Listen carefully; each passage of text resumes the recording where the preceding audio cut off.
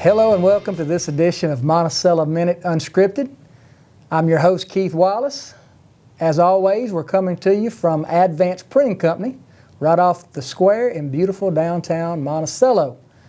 My guest today is Amanda Killingsworth, a friend of mine who is involved in a lot of different projects in the community, and I am very happy to have her with us today. Welcome to the show, Amanda. Thanks for having me, Wallace. It has been a beautiful day in Monticello. I'm glad that we had some good weather today. Happy to be here. Loving the springtime weather. I look forward to this time of year all year long, and I know it's going to be short-lived, so we're going to enjoy every single minute we can of it. Today, Amanda's going to talk with us about a couple of projects that she's involved in. The first one you may have heard of, you may have not, but I imagine you have because it's one of my favorite and one of our most popular projects here in Monticello. It's called Sea Arc Miracle League.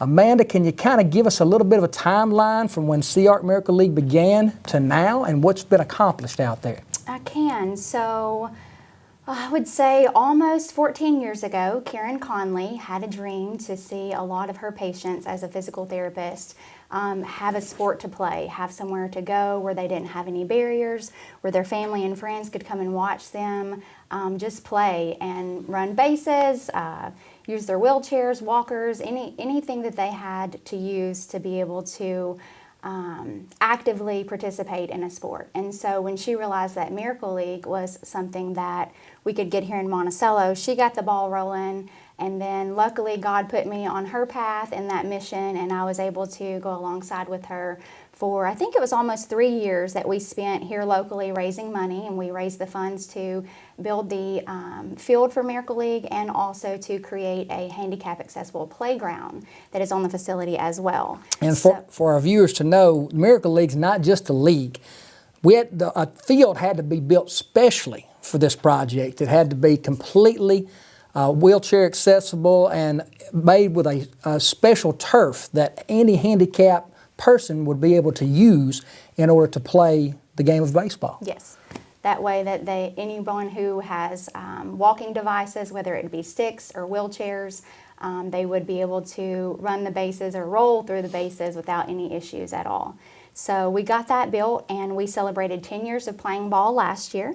And then on our 10-year anniversary, we actually got the blessing of having lights added to our field. So now we can play later in the afternoon. One thing about people with disabilities, like different weather, heat and cold affect them quite a bit. So our seasons are kind of shorter and our games are shorter sometimes. So having the ability to have lights on the field is going to be a big help this year for sure. Well, I can say from experience that I've been a part of it, a very small part, but I've been able to be involved in it for several years now, and I can't stress what a blessing it is to go out there and watch people enjoy the game of baseball, watch everyone not only have a good time, but just the whole fellowship together, of a togetherness between people with disabilities and people without disabilities coming together and doing something so special as the Miracle League.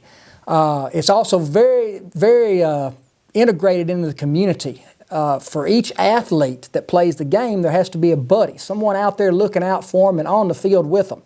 And we've had a lot of buddies that's been volunteered from organizations, from UAM to the Masons. There's been some Masons out there. There's been all kind of people that have come and volunteered to be a part of that. And it's been a very special deal, I know. Can you tell us a little bit about how you become part of Miracle League? If you've got someone you'd like to sign up as an athlete, or if you have an organization, or if you yourself would like to be a buddy, who would these people want to contact? So you can either contact me or you can go to our Facebook page, Southeast Arkansas Miracle League. And on the Facebook page, it does have the website. We have a website for Miracle League. I wish I would have written it down because I don't remember it offhand, but we can get that for you before this is over or tag it in this interview. And you can go on there, and we have a website where it shows each registration when it opens, the season dates. It has registration if you want to be a buddy or a volunteer. If you want to sponsor a season. Every year, one of our main goals was to make sure that our parents and guardians did not have any financial strain when their athletes are playing ball. So we make sure each year to get a sponsor for each season so that that sponsor pays for the athletes' uniforms, helmets, or anything like that that we need. So that is also an option on there as well. That's awesome. That is awesome. Of course, I didn't mention beforehand, not only is Amanda involved in Miracle League, you're the president of the board, I believe. Is that correct? Yes, I am. She has always been hands-on, everything that has to do with Miracle League, and I'm proud of her. Thank you. And proud that I was invited to be a part of it as well. Obviously, there's a season coming up, so can you tell our viewers when the games are, and so they might can come check this out? Yes, sir. So our season starts in April. The first game is April the 9th, and then we will play every Tuesday and Saturday until, I believe, May the 9th. Don't quote me on that. But on Tuesday nights we play at 6, and on Saturdays we play at 10 a.m. And just remember, there is a Facebook page, CARC Miracle League. You can check the schedule on there. Definitely want to come show up and be a part of this. You won't regret it. Second thing that we'd like to visit with Amanda about is the options. I would say a project. Options is It's a mission. A mission. That's a better way to put it. It is definitely a mission. Right here in Monticello, Amanda again is heavily involved in it. I believe you're maybe the president of that board as well. I am. Mrs. President sitting here. So if you could tell us a little bit about options, because that's another big mission that exists in our community that does a lot of good and really need to be talked about. Can you tell us a little bit? So Options is an organization that helps women and children of domestic violence or homelessness. We actually cover 7 counties here in Southeast Arkansas. Wow. The shelter is located in Monticello, and then we also have a thrift store in Monticello that all of the donations that we receive and all of the things that are sold from the store, all of the income goes directly back into the shelter. So we do partner with a lot of different people throughout Southeast Arkansas who help donate just different needs. We have a Facebook page that you can follow, Options, and it has, each month we post a needs list, whether it's toilet paper, diapers, coffee, canned goods, so that's a way that you can help. This mission, it does a lot for a lot of people that most people don't really realize in their community have the need for.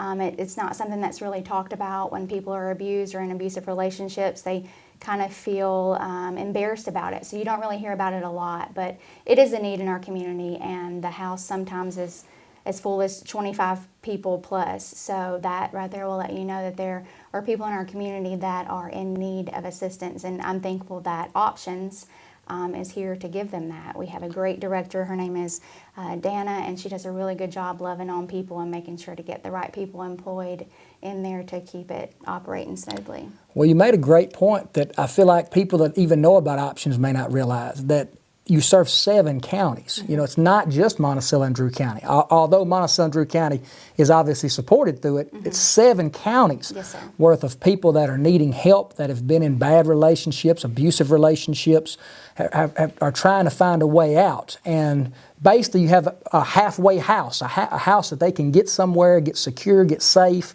get back on their feet to start their life back over. I know you talked about the thrift store.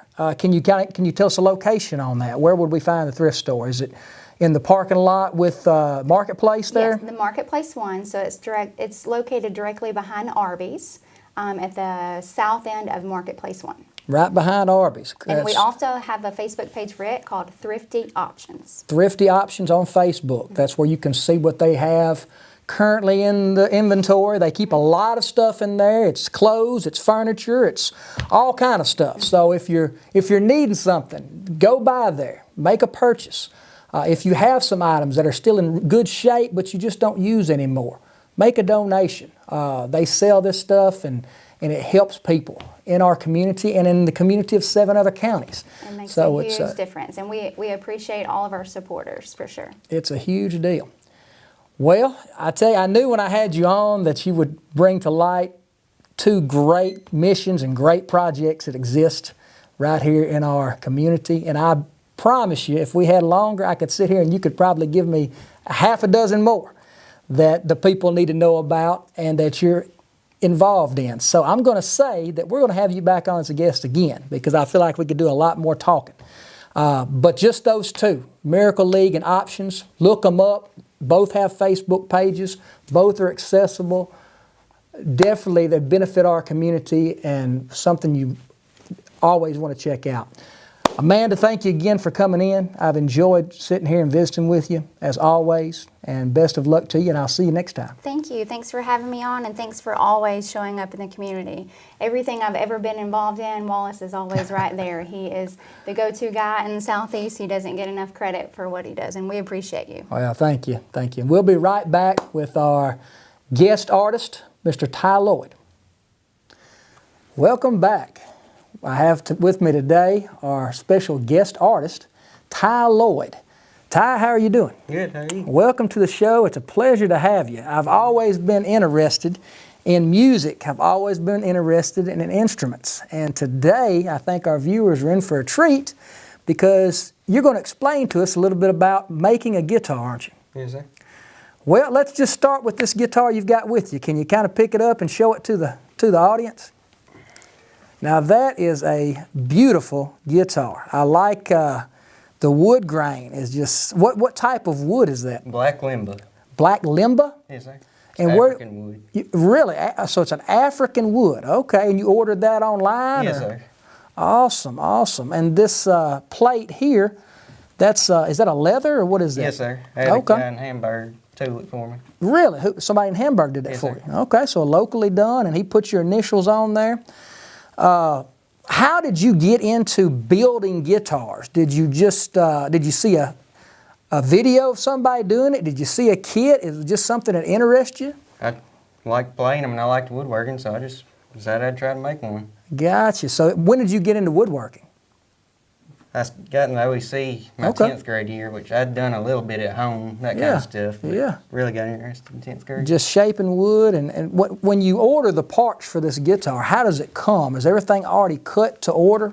No, sir. So you have to take the piece of wood and you have to cut it. Yes, sir. And then you have to strategically place all the parts and these little knobs down here. Can you tell our viewers what they do? This is your tone knob. It just Okay. changes the sound of it. This Okay. is volume, and this is pickup selector. Okay. When it's in this position, it works off of this pickup. Okay. In the middle, it works off of both. Okay. In the front, it works off this neck pickup. So you had to drill special holes into the wood, Routed pockets. routed pockets into it, so that those knobs would change the sound or change where the sound's coming from. Yes, sir. Routed Wow. a pocket for all of that to fit in and wired it to the pickup. Now that's pretty interesting. And you were playing guitars, and you said, you know what, I want to make a guitar. And this is the second guitar you've Yes, made. sir. Okay. And both were electric. I see you've burnt your name in the end of it there. Can you tell me any more specifics that might make this guitar a little bit unique? It's just a regular electric Yes, guitar. sir. huh? Just Telecaster style. Telecaster style. Okay. So what makes a Telecaster style? It's 2 single coil pickups. Okay. Usually a 3-way switch, volume and tone knob, the shape. Okay. The shape of the guitar itself, and then the way the tuning and pickups work. Well, that's fascinating. That is fascinating. How long? It took me about 9 days. 9 days to build a guitar. Wow. I thought it'd be like 9 months. So that's pretty good. I'm impressed. And I think our viewers are really going to be impressed when they hear you play this guitar. So we're going to be right back in just a few minutes, and Ty is going to play his custom-made guitar. Do you have a name for this guitar? No, sir. Well, we're going to have to come up with a name. But he's going to play his custom-made guitar, so stay tuned. We'll be right back.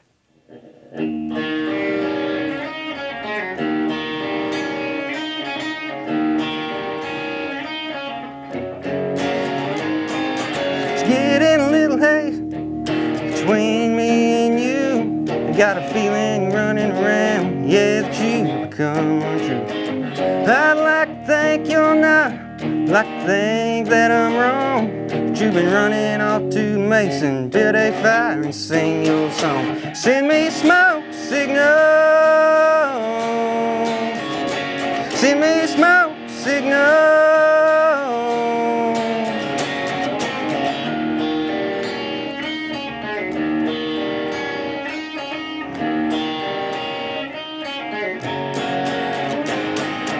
Drums, they are beating inside my chest, sweating through the night with another man dancing in my head. I'd like to use sign, something clear the air, come right out and say, break my heart, I'm a grown man. Send me smoke signals,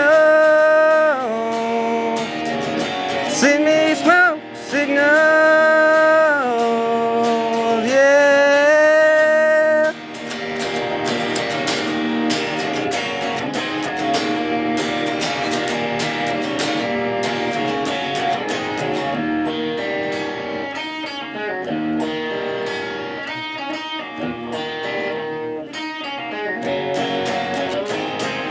Smoke signals,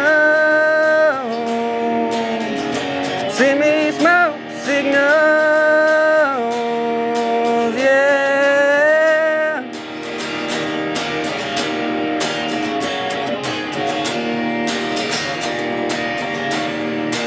Smoke signals.